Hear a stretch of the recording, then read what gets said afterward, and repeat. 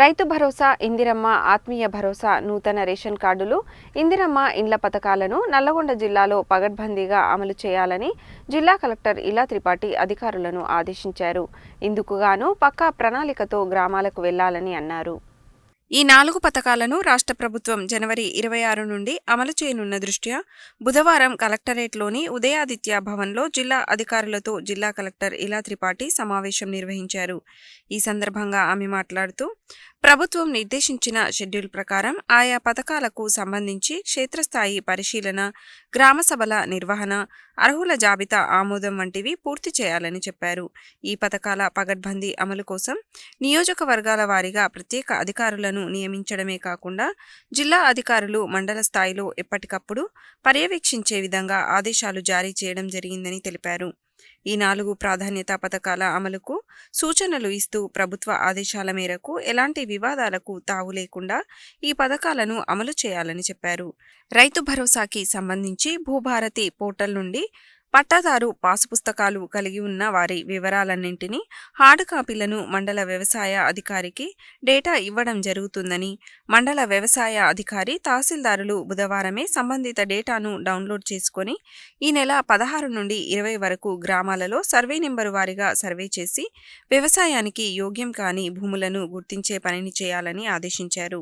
ఈ బృందంలో వ్యవసాయ విస్తరణ అధికారి, రెవెన్యూ ఇన్స్పెక్టర్ లేదా ఎవరైనా ఒక రెవెన్యూ అధికారి ఉండాలని, వీరు వ్యవసాయ యోగ్యం కాని భూములను కేటగిరీ వారీగా నమోదు చేయాలని, ఇందులో లేఅవుట్లు, ప్లాట్లు, ఇండ్లు, రాళ్లు, రప్పలు, గుట్టలున్న భూములు తదితర భూములను ప్రభుత్వం నిర్దేశించిన ప్రకారం గుర్తించి ప్రభుత్వం పంపించిన ప్రొఫార్మాలో నింపాలని ఆదేశించారు.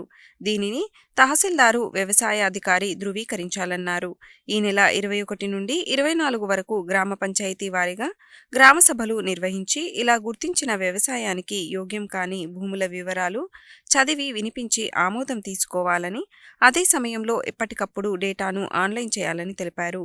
ఈ నెల 25న జిల్లా ఇన్ఛార్జి మంత్రితో అర్హుల జాబితా ఆమోదం తీసుకొని ఈ నెల 26 నుండి అమలు చేయడం జరుగుతుందని తెలిపారు.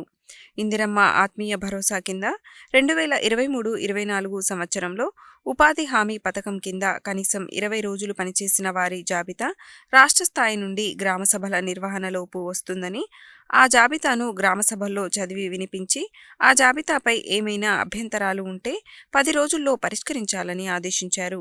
నూతన రేషన్ కార్డుల కోసం వచ్చిన దరఖాస్తులన్నింటినీ గ్రామ సభల్లో చదివి వినిపించి ఆమోదం తీసుకోవాలని, ఈ నెల 26న కనీసం 10% నూతన రేషన్ కార్డులు ఇవ్వాల్సి ఉంటుందని, ఆ విధంగా అధికారులు చర్యలు తీసుకోవాలని చెప్పారు.